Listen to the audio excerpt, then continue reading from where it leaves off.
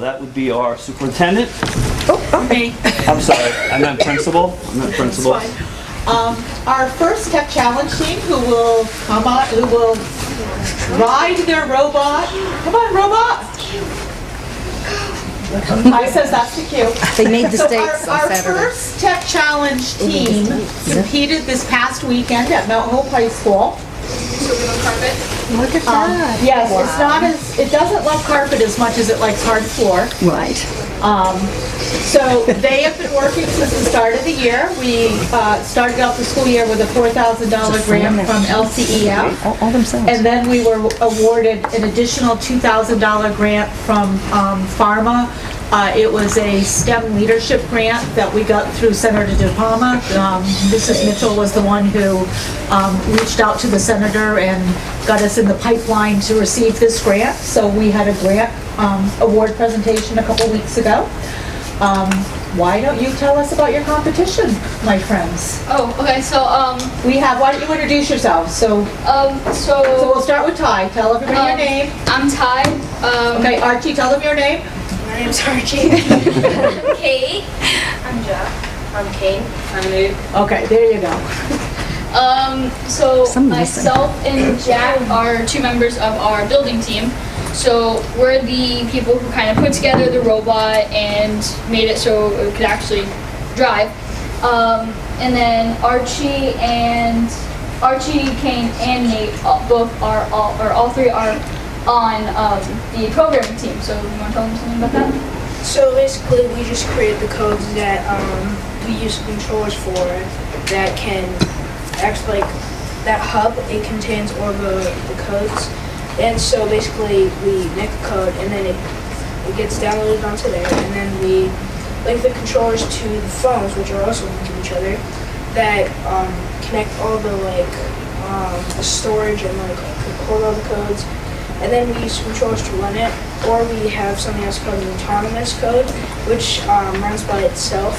So if we press start, the robot will do something without us controlling. So basically, they make it run. And then Kate here, she is head of our media team, and why don't you tell them about that? So the media team basically documents everything the programming, building, and the media team are doing in the engineering notebook. I took the lead on the engineering notebook this year, so a lot of this is work by me, but the other people in our team focused on the fundraising and the business of our team. So we did the dodgeball tournament at the school again this year, and we got the money for our shirts, and we designed the shirts and media team. So basically, we make the team look good. So you see, those are the shirts that were designed for this for the team. Love So we wear those. And on the back, we have our sponsorship logos. So they're very. What's the 12501? That is our team number. So it's basically just our identification code. So when we go into competitions and stuff like that, it actually allows us to compete. Because one of the main things we had to do was we had to have a identification on both sides of the robot. We took one of them off because it was kind of getting in the way, but this back one is still on the back of the robot. And Oh, yeah. yeah, so that basically makes it so we can actually compete. So if we don't have that, then we don't pass, what's the word? Inspection. But yeah, so during competition this year, we had a couple of difficulties. It was back-to-back difficulties. The first time, it worked pretty well, the first round. Then we ended up trying to do it, and the program wasn't working, so we had to update the phones and stuff. The second time, the phone batteries were too low to actually operate, and third time, our battery was dead for the robot. That was fun. Yes. But with all of that, thanks to media team, we were actually able to get a boost with our Connect Award, which you want to tell them how we got that? Okay, so the Connect Award was connecting with local businesses and people locally to tell them about our organization, our team, and fundraising and like talking to people. So what basically when we talked to Pharma about and like we got the grant, that actually was a big part of it because we were connecting with people in our community, and so same with the dodgeball tournament. So that's how we got to connect. That placed us in 6th place, and that's actually allowing us to go to states this year. Last year we were able to make it, but last year we didn't have so many difficulties. We actually got 3rd place in the main competition. But this year we got 6th, but we're going to states, and we're really, really working on it, trying to make it as perfect as we can. And that's the first week in February? that's the February 2nd? So you got a couple weeks to, February 8th. okay, so you've got a couple weeks to work on perfecting the robot. So Ty, you have some components of your team. So you have a media part of it, Yes. right? And you have a fundraising part of it? Or is that the Media same? kind of does Just fundraising. And then you have, what's the other part? We have programming. Programming. And building. And building. So this trophy represents a culmination of all that, Yes. and it was 6th place. That's great. So where is the February 8th competition? It's at the New England Tech Access Road campus. It's the New England Tech's automotive building. It's in Warwick. I know You where it drive is. right down Yep. 95, yeah, you'll see it, so. Can you put the robot up on the table so Mr. Lord can see it and everyone at home can see it? Because I don't know if he's been able to get a good look at it. So Ty, tell me about your competition. What did you learn from them? Well, during competition, we learned that we're smart. We knew that. During competition, we were actually one of the only middle schools there, except for I think one other, Slater, and they actually had 2 teams because the max amount of people you can have per team is 15. So they actually had 2 teams because they had so many people. And well, yeah, we kind of learned the important stuff of kind of how things we can find a better way to make them work. Like originally for our design, we didn't have this part right here. We didn't have the chain. We actually had 2 gears that actually connected together. But once we took it out from the first round, we noticed there were a bunch of metal filings all over it. And we actually had to change that up a little bit. So now these aren't touching, and it runs a lot smoother too, which is really nice. What did you notice about your competitors? They're smart. No, so they spend a lot of time tweaking and everything. They were able to complete it and then fine tune it a little bit more.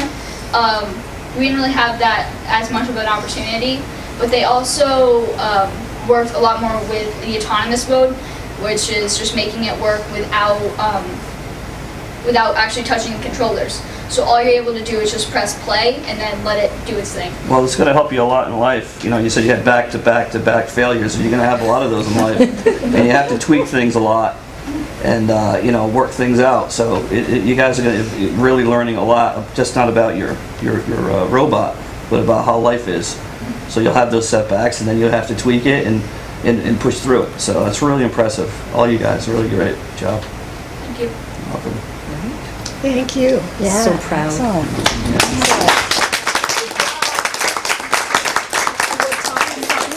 What time on the 8th, in case anyone's interested in watching our team win They again? tend to be very full-day competitions, with the competition part being There's a like, half day on the Friday and a 12-hour day on the Saturday. and usually the competitions are what, late morning? Yeah, the actual competition portion will probably be between like, I would say like 10 and 3. Because they do one round where everybody competes, and then they do an elimination round at the end, which I can explain the dynamics if you want, but we'll be here till 1 a.m. The way they do the alliance setup thing. It's really complicated. Yeah, it's very, very complicated how they pick people for the elimination round at the end. But yeah, there is a spectator area. There's lots of, they have like their bleachers set up in the middle, so, and it is open to the public to attend. Can we get a picture with the superintendent and Mrs. Brazil and these guys so we can get it out? Yeah, there is a picture out with all of us, Is with there? Senator De Palma. Yeah, yeah, and- okay. Yep, we're good. But thank you so Thank you. much. Congratulations. So proud.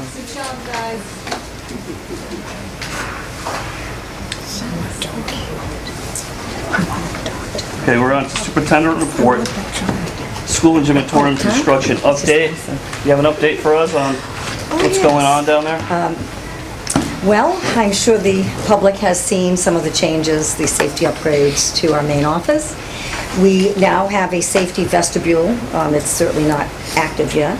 As you walk in, it's compartmentalized, where before you just walked into sort of an foyer, and now it's sort of split in half.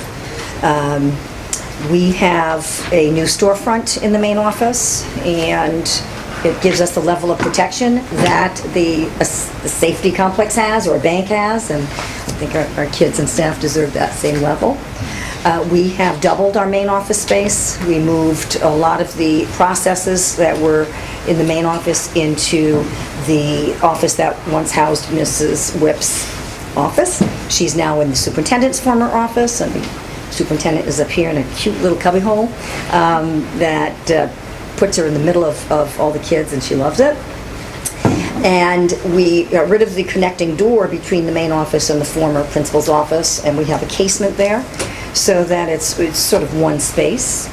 We'll be getting some very economical and very functional modular furnishings. So in the past, the style was to hire a carpenter we called it the Starship Enterprise, the former desk in the main office that Heather, Mrs. Fitzgerald sat at. And so everything is modular now with, height adjustment and, just movable on casters. And even the filing cabinets are movable. We now have an air conditioning system in the gymnatorium. The compressor was supposed to be on the roof, the original plan, and I don't think that was a change order. It was not a change order that we were charged for, but it was a change, a positive one. And so that condenser was moved outside, away from the roof, where it would have been an eyesore, and we had to pour a concrete pad for that, and there will be some treks that will go around that, and so we had sort of an awful space filled with weeds, and now it is beautiful. Oh, there's a picture somewhere. Oh, here it is. Beautifully done. We'll be sending all that out. I'll do a construction update to all of you.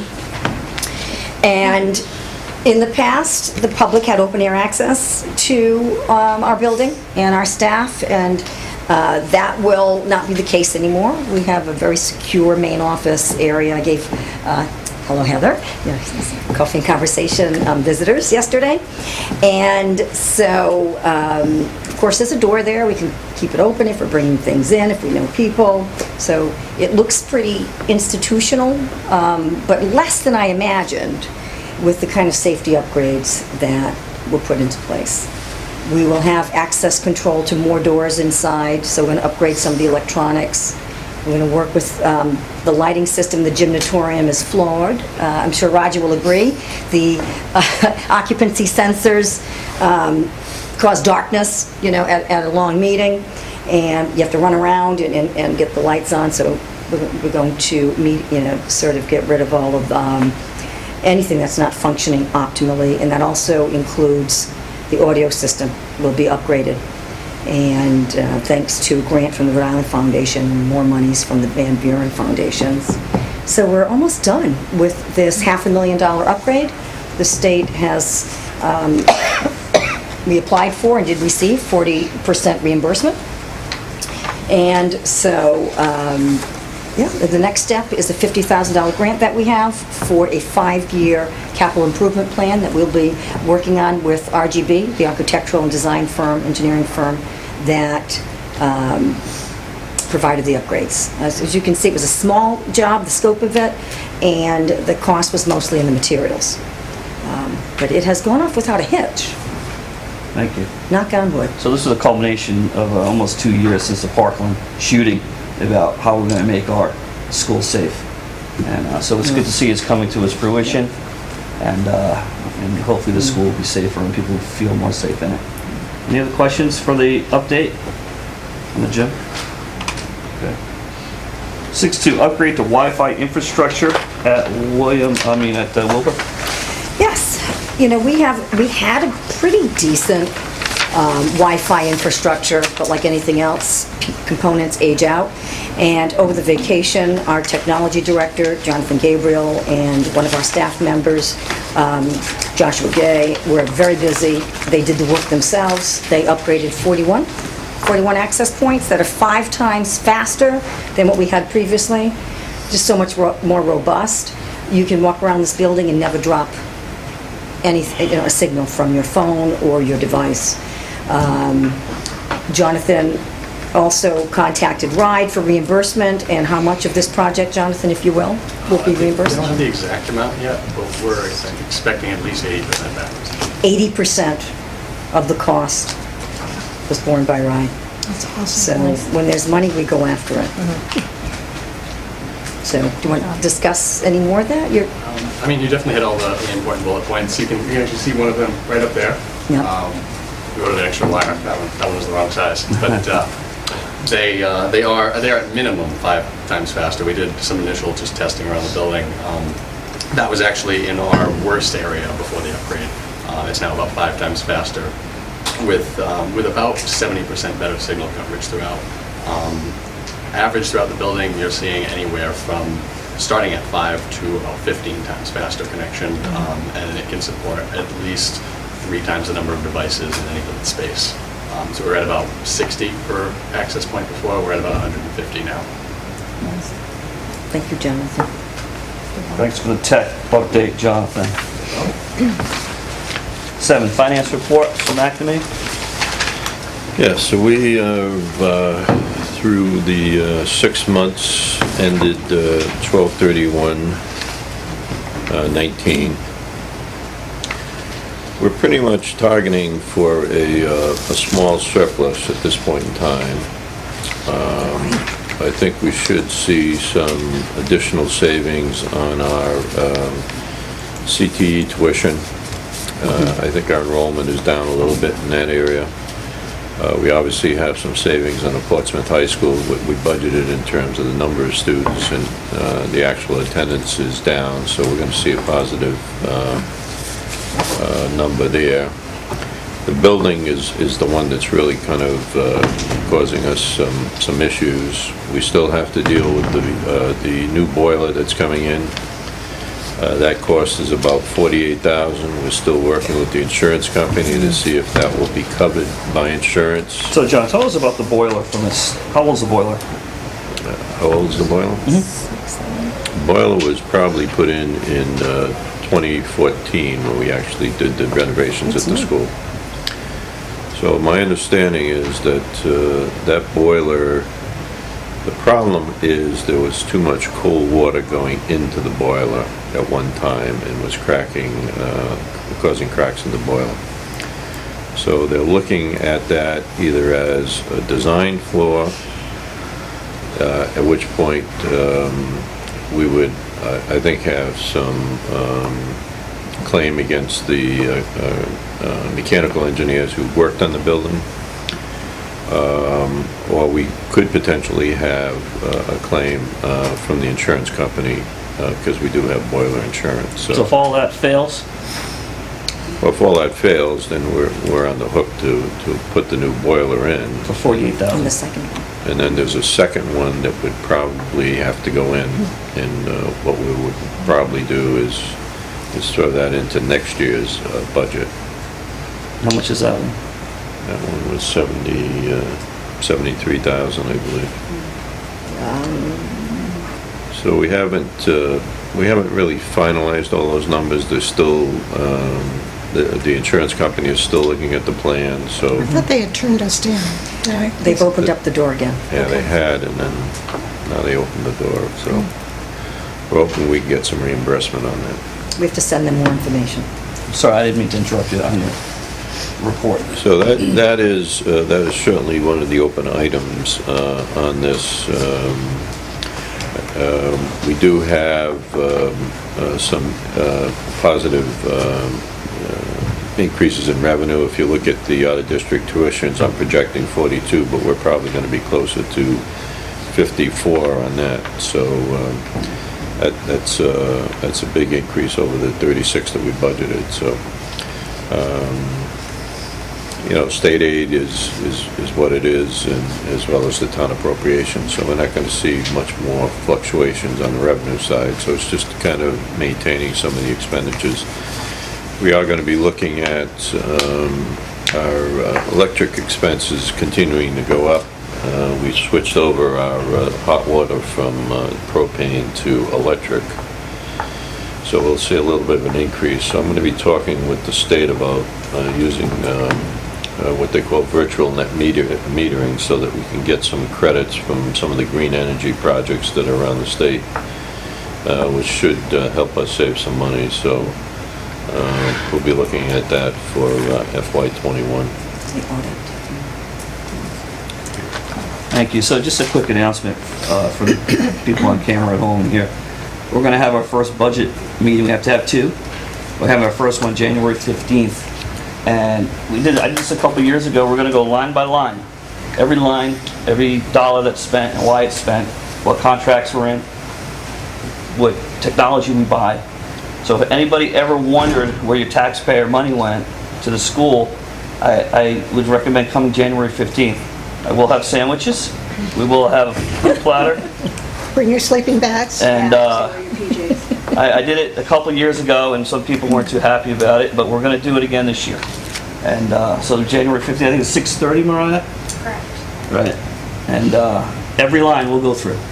And so that'd be a good time to come if you're interested in where your tax money goes. Thank you.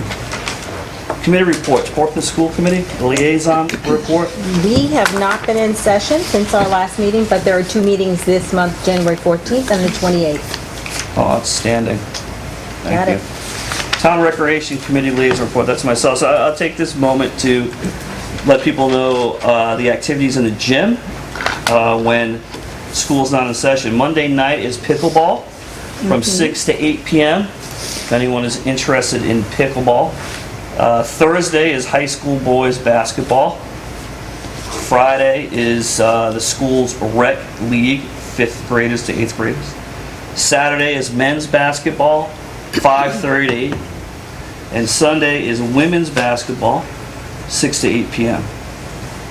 So if anyone wants to go to the gym, show up at those times, wear the appropriate clothing, and you can play. Health and wellness. Yes, our next meeting is February 12th. We continue to focus on box, which will be starting its second go-round. When does that start, Jenna? 14, 14th. pending facilities reviews. Right.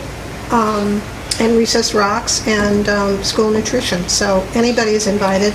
So that meeting is at 3:15 on the 12th. Thank you. Policy Subcommittee report. Ed, should we wait till our action items? Happy to. All right. OASIS Subcommittee report. Principal Whip. It is Snowy and cold. fairly dormant at this point. Fairly dormant. Thank you. School Safety Committee report. We'll be having a Safety Committee meeting January 15th, Mariah? Correct. Correct. That will be an executive session. Okay. And 9, discussion items. Diversity education at Wilbraham School. I would go to the superintendent for a brief report on that. Sure, thank you.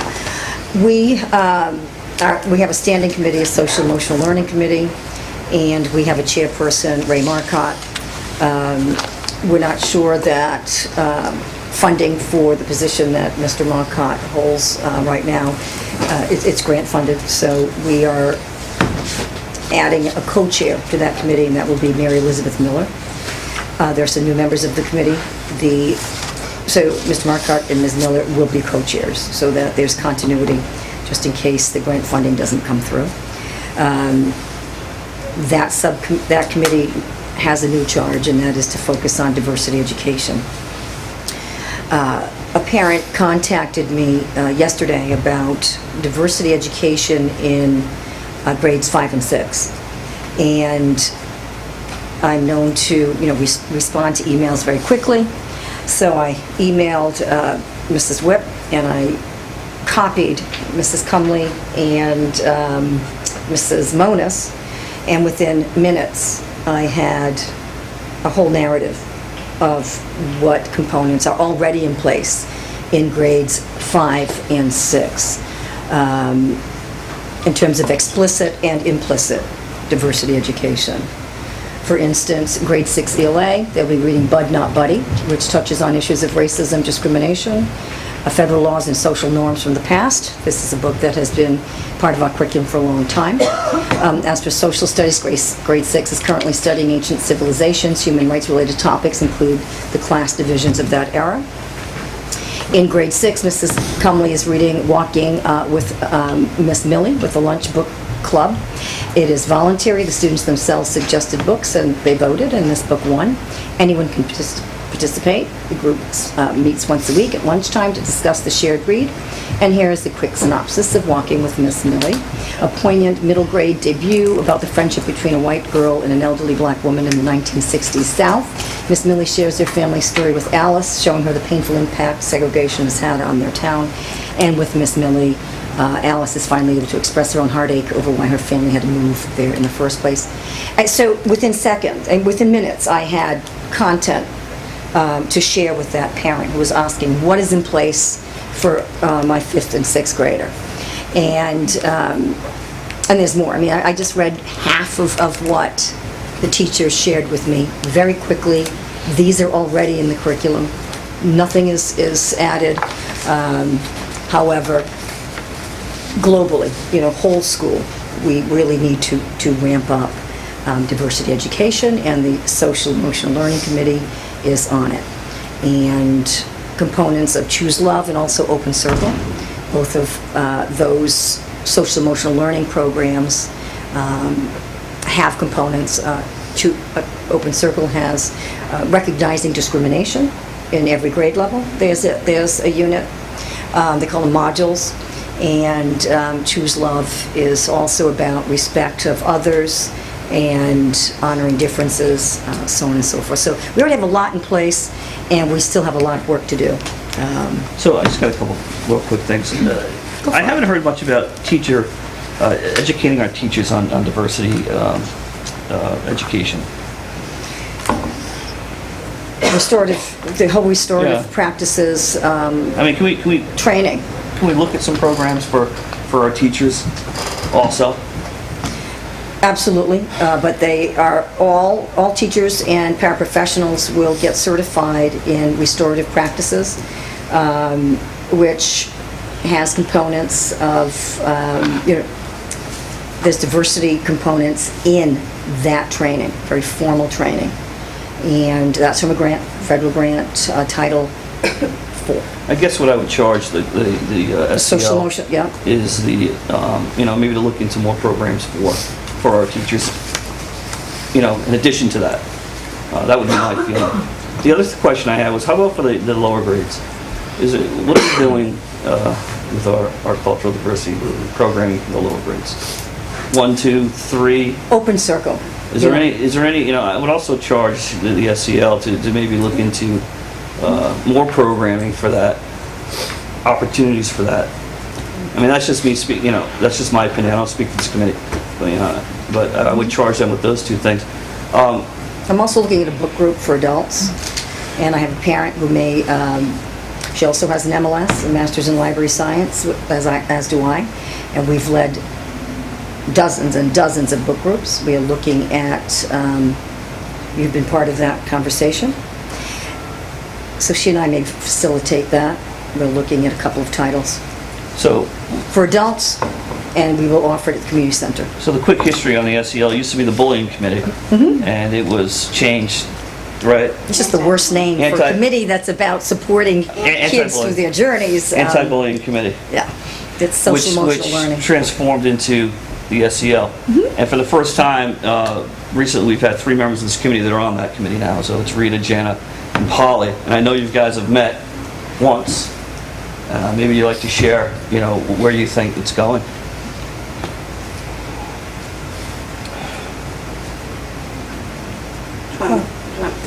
We had one meeting. We've had one meeting since we all decided to delegate this to the SEL. I think it was a good meeting. I think we all spoke openly.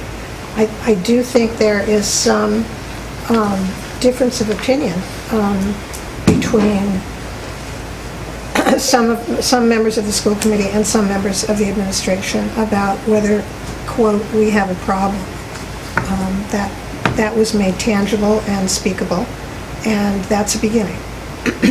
I think we have, my own feeling, and I voiced this at the meeting, is that we have amazing programming in place that we have never had before at this school. And the goal of it, Lori and Mary Elizabeth and Sonia have championed this. This is their thing, is to really transform our culture to be a much more inclusive, caring environment than it's ever been before. And I really applaud that. I think that programming, however, from my perspective, which is an ancient but experienced one, is in many ways reactive rather than proactive. I'm thrilled to hear about the voluntary reading group and some of the curricular things that are going on. I want to learn more about that. So I think, we've begun. The other important thing that I think Lori can tell us about is that she's bringing in a consultant for the SEL. Yes. A consultant. He is a personal and professional friend of mine and a personal and professional friend of Mary Elizabeth. So his name is Terrence Caldwell, and he has agreed to consult on promoting, diversity practices globally in school, above and beyond our curriculum pieces and our social emotional learning curriculum, Open Circle and Choose Love. And his background is that he's a counselor? He is a counselor and an educator, and he's going to be an amazing asset. I did announce that. He's African American, right? Yes, he is. Yes, he is. Thank you. Paul, did you want to say what your impression was of your first meeting? Jenna summed it up pretty well. It was just 2 out of 3 of us. Rita couldn't meet.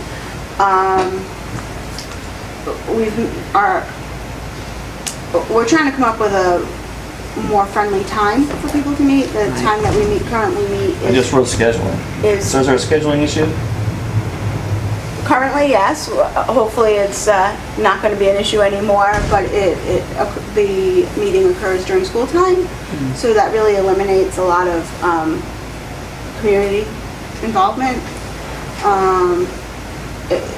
It was originally done so we could include more teachers, but all the teachers aren't available during the school day either. So we hope to have some meetings early in the evening, late Move them around for late more access. afternoon, early evening, and offer some different times so that community members can attend, and we'll see what works best. If there's a time that works great for tons of people, let's have it then.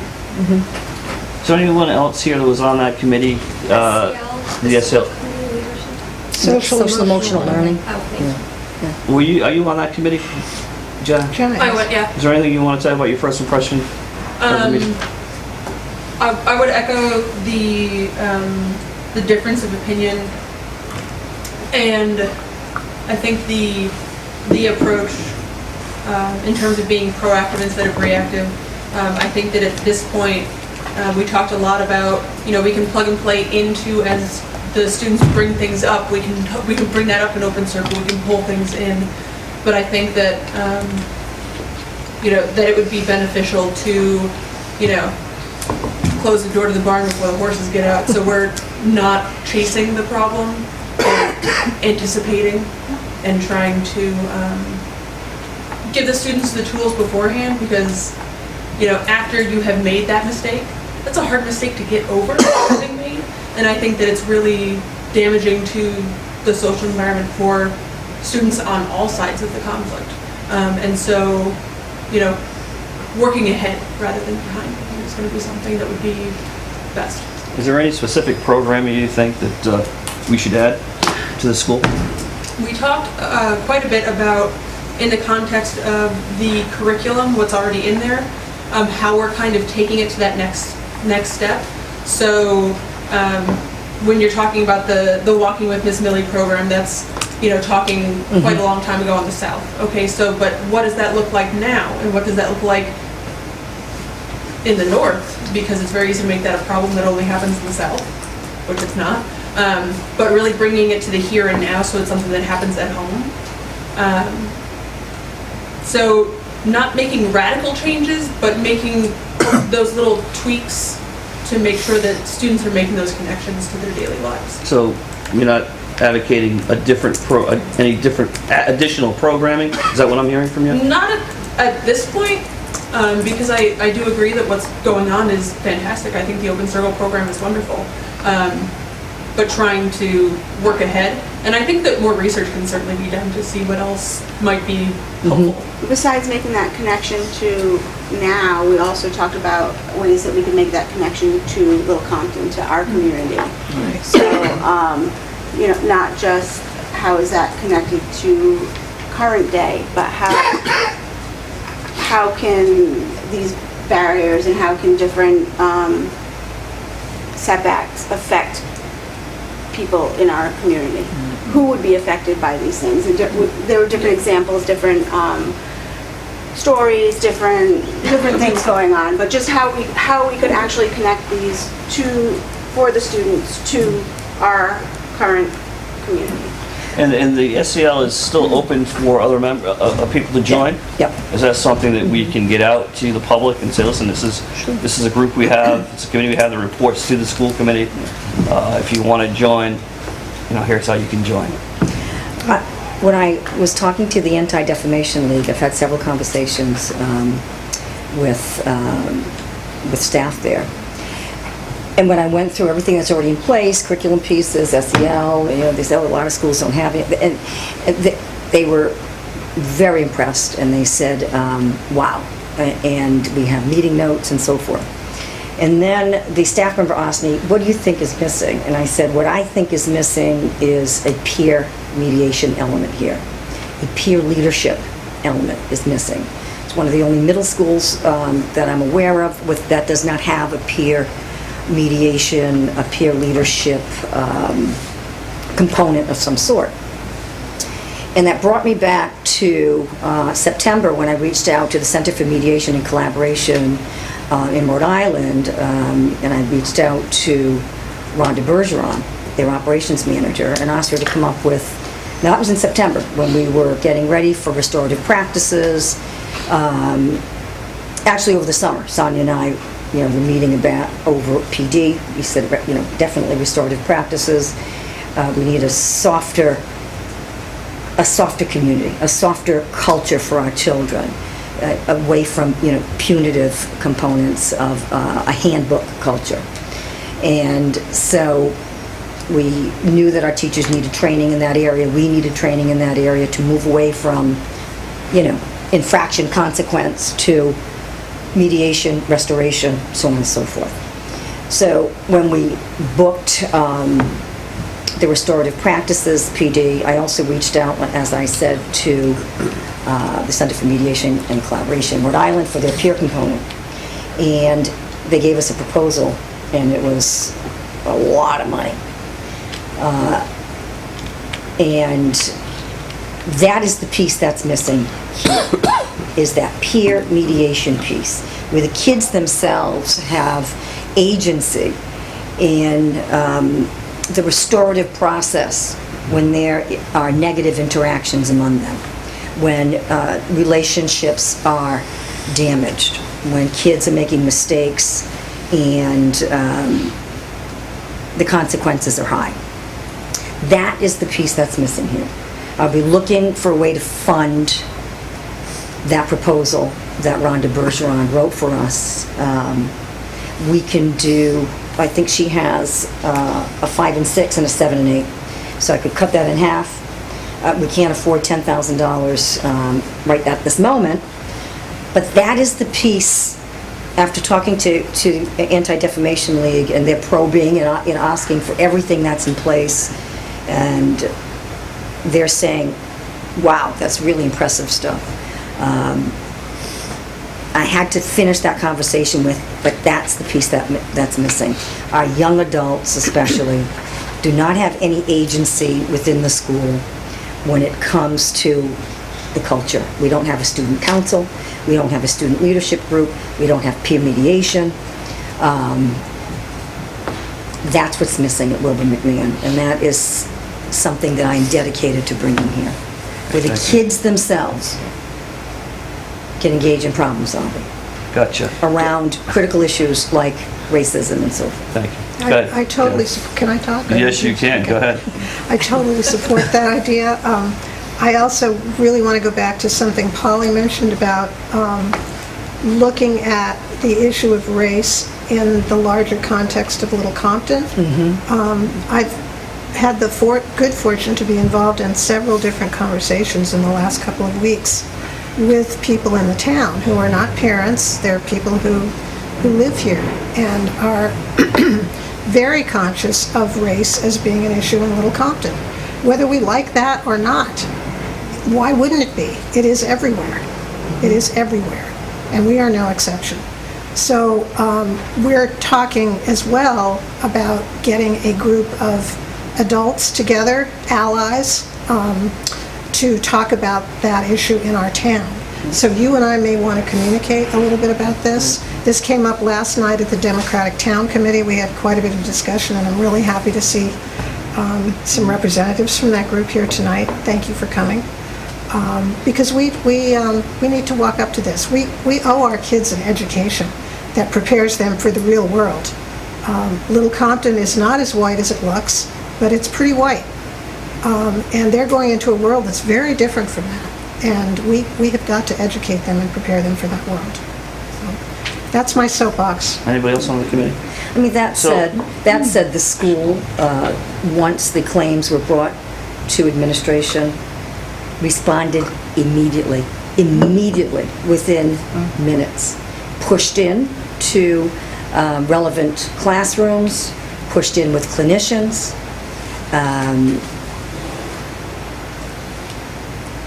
There were no missteps. However, anti-racist education is never-ending. It's ongoing. And we've named it, we've responded to it. Now it's a community, a larger issue as well. Yep. And I and a parent we're willing to push into that community. We have the skills and the experience with running book groups. So that's the next step, is a peer component here where the kids have agency and voice and amongst themselves, and also the community component is huge. Thank you. And once So- we get go the ahead. scheduling piece together and we can all get that out so people can get involved. But we have been able to do some research, and there's some wonderful curriculum out there. There's the Kingian, you're familiar with this one, Creating the Peaceful Community Using Martin Luther King Jr.'s 6 Principles. This is one example. I've heard from others in the community who've recommended other programs. So there are ways to approach this problem and make it a lifelong event, but the committee's going to do some good work. So I have public input next. We should still stay on this. You guys can talk. I don't have to go right to public input, but I will go to public input. Anyone can speak, just raise their hand. I just wanted, before I go to public input, that this will be on the agenda. You'll find it on the committee reports on the SEL. So it's not going to go away, you know. Sometimes, you know, in my experience on the school committee and other school committees, you know, they like to see something and then they say stuff about it and it goes away. It's not going to go away. We're gonna be active. The school committee is really wants to do something, as you know. That's the first principle. Right. So Stay you'll see it committed. on every agenda moving forward. So I have public input. If anyone wants to raise their hand, I'm more than happy to call on them. I got a hand. I wanted to speak about Homeschool? I know you do. Homeschool, right? We're going to get to Thank you for homeschool. I know. Okay. We're going to get to homeschool. I knew you homeschool. Isabel, go ahead. I just wanted to say that I'm feeling really heartened by everything I'm hearing. I came away from the last meeting feeling kind of frustrated because I felt like at that meeting, what I wasn't hearing was a clear from this group clear, someone saying clearly that there is a problem and that there's still a lot of work to be done. So to hear you say that so clearly, I really appreciate. And it sounds like a lot of the work that's being done is really thoughtful. And the fact that it's going to be an ongoing process. And I love your idea of having kids take leadership positions. I am a little disheartened to hear that there's some pushback from the administration who doesn't see a problem. Because I think it's very clear, based on the incident that happened, you know, at an 8th grade level, when you have students who've gone almost all the way through their education, to be able to, you know, have something like that happen and not see that that is an indication of a problem. And also, as Jenna mentioned, that to suggest that there wouldn't be a problem with racism in this town, I mean, that would mean that we had some kind of exemplary situation here. Yeah, I don't know why anybody would think that. Yeah. The administration pushed, that's the first time I heard that. You weren't in that meeting, but I can follow up with you on that. I wasn't in that meeting, okay. Yeah, I specifically posed the question in terms of how the administration was looking at this, and it wasn't Sonia, but I will fill you in on it. So I think it's so important for us to be addressing this directly and to acknowledge that racism is a problem in our community, you know, to recognize why this town is so white and has stayed so white for so long. That's something that we're going to have to address systemically across the whole town, but the education is like the center of that. So I'm happy that you're taking it on directly. Anyone else? Shanna? I would just add on to what Isabel said, that there's a specific incident that is certainly calling all of this to the fore, or a certain group of recurring incidents, but that it's also bigger than that, and so beyond resolving that specific situation, we need to look at it bigger than that. So we need to look at it from education, from the first time these students walk in our doors until they leave us. We need to look at how is it wrapped into the curriculum? How are our teachers prepared to respond to it, not as a conflict resolution sort of piece, but just as a, you know, somebody says something offhandedly in class and now we need to discuss this, and how are they supported in that and empowered to do that, which I think is the other programmatic piece that I think you're looking for the teachers. Is that more along the lines of what you're thinking? So I think that the specific incident needs to be resolved and is being worked on, but we can't lose sight of the fact that once that's done, the work isn't done.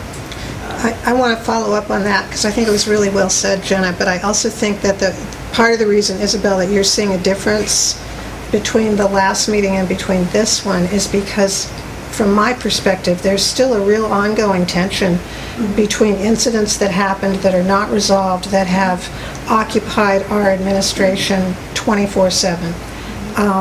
And they have, I see absolutely flawless intervention on their part as far as these incidents have gone, but they're still unfolding. So you have that specific thing, and then you have the larger issues. And I think to expect us all to kind of quickly go from what happened into the larger issues is really, really difficult. And I didn't realize that until today, actually, in a conversation with someone. So I think what you're seeing is kind of a process. I think it's really important to recognize that those types of incidents are symptoms of a larger issue for us, or like a cacophony of larger issues that work together to create this kind of situation. So, yeah, I think it's not the whole It's story. both and. Exactly. Yeah. It's a difficult topic for adults to discuss race, and even more difficult for children for it to be done properly, well, and enduring. So we are being very strategic and systematic, and the SEL, the Standing Committee, is the perfect way to move forward. It's a really good collection of points of view, educational experience, or professional experience, community, history, institutional history, and I do believe the process will take a bit. We don't want to rush it. We're being incredibly intentional and sensitive, and we realize, for all of us, you know, it's a never-ending educational journey. And the kids will benefit if other things get going in the larger community. You know, if this gets talked about. And I disagree with you on one thing, Lori. I think it's actually easier for kids to talk about these issues than it is for adults. They notice differences and they want to talk about them, whereas adults want to pretend there aren't any. So if we can start being honest with ourselves about what's easy to talk about, what isn't, how we make it easier for adults, the kids will be our best teachers if we can open ourselves up to that. To some extent, I agree, but I've actually watched the awkwardness around the topic with some of the adolescents and Adolescents, yeah. You know, when we're talking elementary, but there's an awkwardness, lack of exposure, lack of just lack of support around these topics. You know, they're with us 1/4 of the day and less than half the days of a calendar year. You know, so there's a larger piece here. And there's an awkwardness, and that can twist into cruel joking or whatever. But I feel at the root of it is sort of awkward teenage years. And that, obviously, we need to intervene and mitigate all that. So solid public input. Can I just ask one more You sure you can ask it? Sure. So I just, in thinking about that sort of awkwardness or the tensions that arise around these kinds of conversations, what are the things that you feel are doing to enhance and increase your support for students of color during this process? Because we've talked a little, Jan and I have talked a little bit about how sometimes these frictions end up really educating and benefiting the white students. Right. And then putting the students of color in a position of educating their peers or of feeling harm that hurts in a way that it doesn't maybe land on other white students. Mm-hmm. So I'm wondering, like, in all of this learning, how are you enhancing that support? There's a good deal of support. Administration, also our clinicians. We have two school psychologists and a social worker, a clinician, MSW. They have reached out. I have reached out to some families. We're aware that we could err on the side of, you know, educating white kids around issues of race and discrimination, and implicit or explicit. Well, for the first time ever, we have a clinician on staff who's our Yes. guidance counselor. Mm-hmm. So we've never had that. So now we have a professional that can go into a child's home if they have to. So that's different, and I'm sure she's doing her work, obviously. And Principal Whip has also been reaching out. I don't think this is your question. Anyone else? It is one of the things we really have to be careful about going forward. And we Yeah. have to, I mean, so many kids of color, when they're in mostly white environments, end up being the teachers. We call on them and we say, tell us what it's like to be a black person. You know, tell us the black perspective on it. We have to be really careful about that. And we will be. Anyone else? So I'm going to go on to action items. Anyone wants to raise their hand and talk about anything, just do that. Because I'll keep public input open. So if you think of something, go ahead. So 11.1, consider discuss and vote to approve shared services agreement. This will be tabled. I talked with the town council. They are voting on this tomorrow.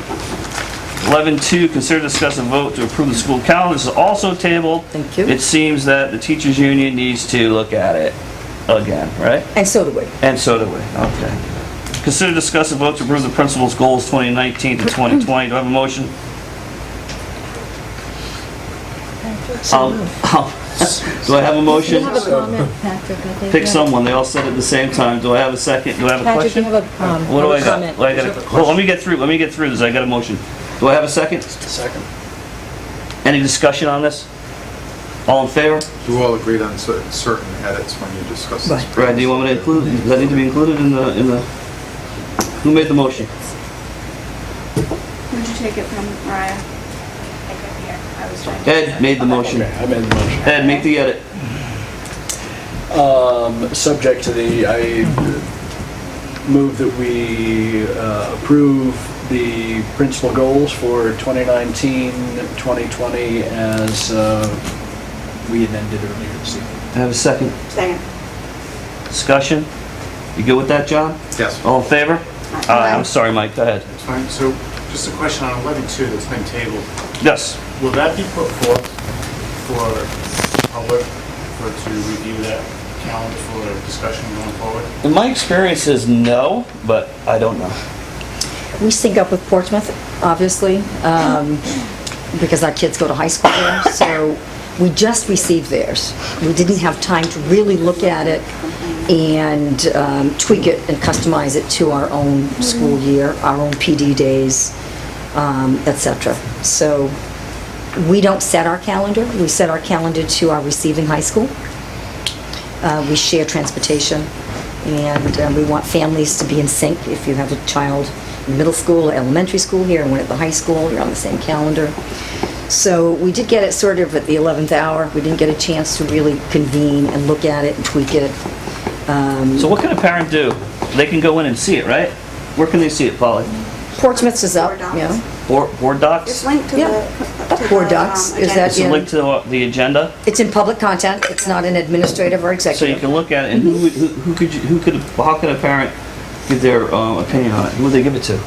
Me? Yeah, I mean, parents want to plan their vacations and all that stuff a year, so we'd like to get it out as soon as possible. So but- email her. Right here, Mike. Thank you. 11.4, consider discuss about purchasing policy amendments. This is second read. Ed? This was language that brought the policy into alignment with RIDE requirements. I don't have a copy of it in front of me, but I'm going to guess one will be coming up on the screen. Not sure if there are any questions, but if there are, I can attempt to answer them. Do I have a motion? I'll make a motion. Second? Second? Discussion. Want to show us what we amended? The entirety of it. The whole thing? Yes. Whole thing? All language is new. Whole thing. All in favor? Aye. Any opposed? Not seeing it. Consider discuss a vote on home instruction policy. This is a second read. Do I have a motion? You have a motion. Do I have a second? I was hoping to comment before. You're gonna comment. You're gonna comment. Do I have a second? You have a second. Discussion. May I Go just for it. preface your, Go for it. We had two items, 2 points that we wanted to make. One was that we really like to see the laws listed in the homeschool policies. We like all of our homeschoolers to know what's expected of them. Okay, and the other point we wanted to make was, going from my head. That you Offering a wanted meeting to have the instead of- meeting Yes, be offering, optional yes, thank you. rather than Offering the meeting mandatory. instead of making it mandatory. Ed? I conferred with Polly on the subcommittee about this. We have, we're both employed during the day, so we didn't really have time to take this up. It wasn't on the agenda for the policy subcommittee meeting, so we didn't.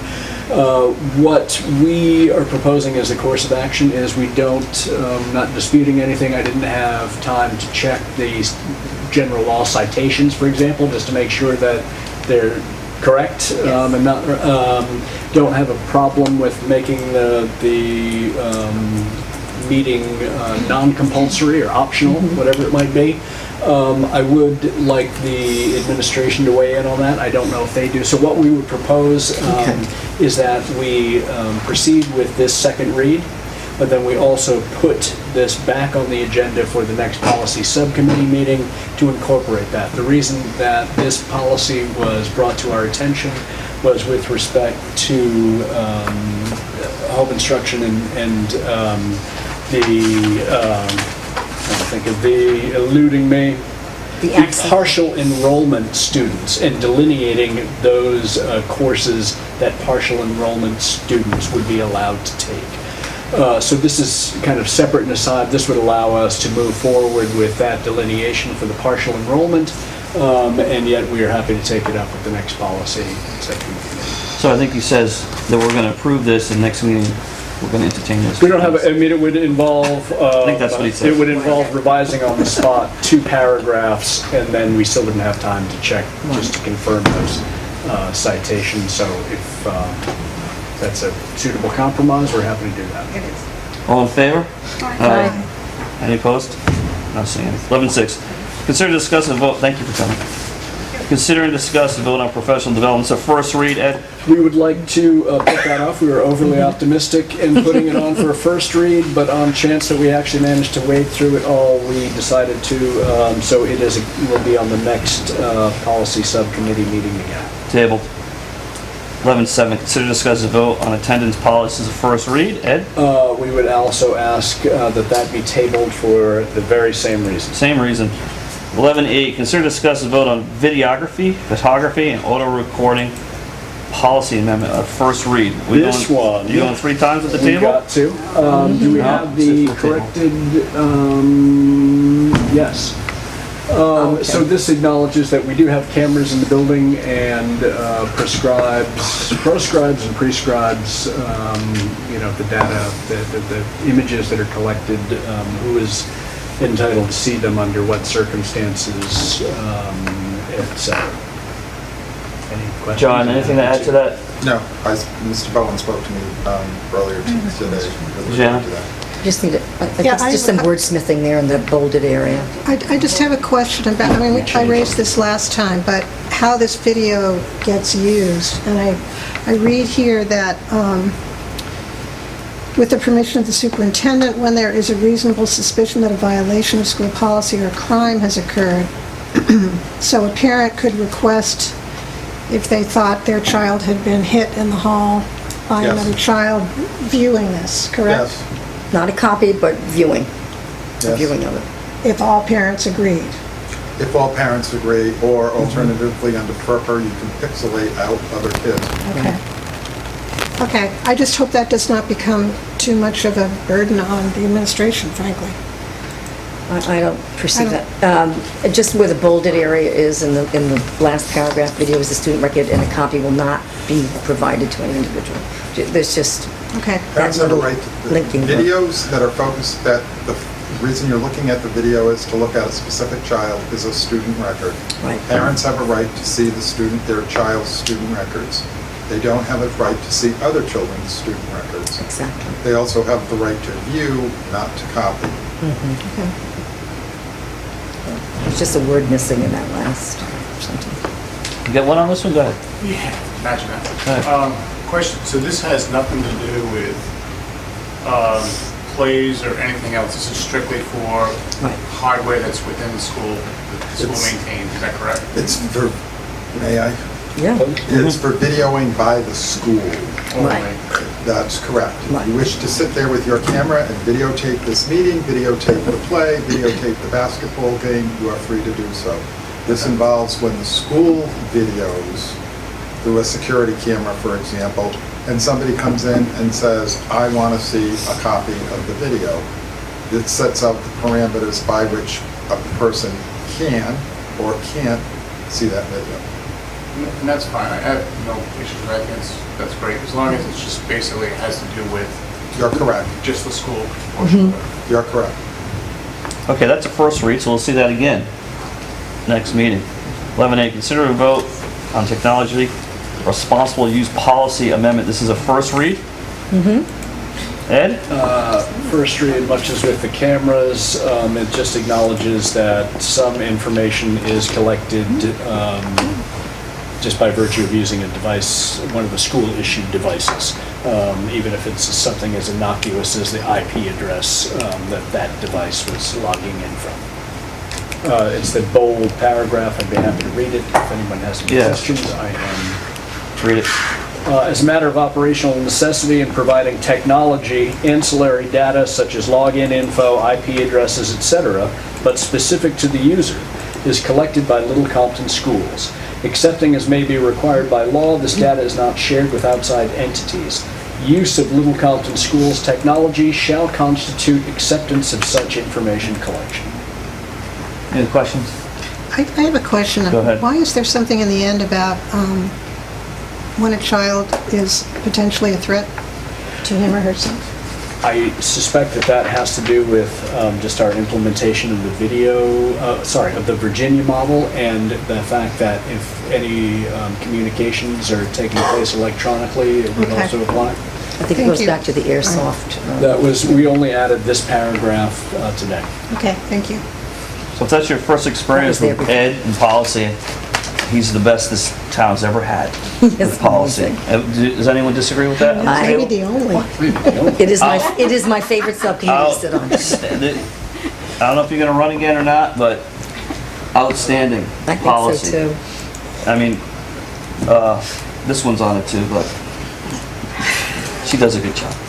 11:10, consider, discuss, and vote to approve and request for information for administration and our legal counsel. Anyone want to charge our professionals so we have to pay them from our budget? Anyone? You do? Do. Go ahead. I've never done this before. This is it. I would like us at some point to have an overview of our tuition-paying kids as a group and our families, and how that program is going, and whether or not they're bringing unusual special needs to our school. I don't know if that's true or not, but I think we've been doing this for a couple of years, and we just ought to do a little evaluation of it. I have met with most of them. Carolyn has set up my meetings, and they are delightful. They bring something by virtue of living in Westport or Tiverton. That's great. One family just moved in. We started the year with 11 tuition-paying students. One family left, and one family moved in, so they no longer have to pay tuition. So it's a really nice. So everyone knows we can't accept a tuition student if they're going to have an additional cost to the school district. Right. So this wouldn't be about cost. This would be No, specifically I'm just curious about how it's going. Going well. I'm not asking for concrete going data, just a time to review it. Sure. I would take that as a motion. I look forward to that. Yeah. I'll second it. We got a second. Any other discussion? All in favor? Aye. Excellent. So I still have public input open if anyone wants to say anything else before I close the meeting. Alrighty, I will consider a vote, a motion to adjourn. So moved. Do I have a second? Second. All in favor? Aye, thank you. Thank you all for coming. Nice meeting you, Heather.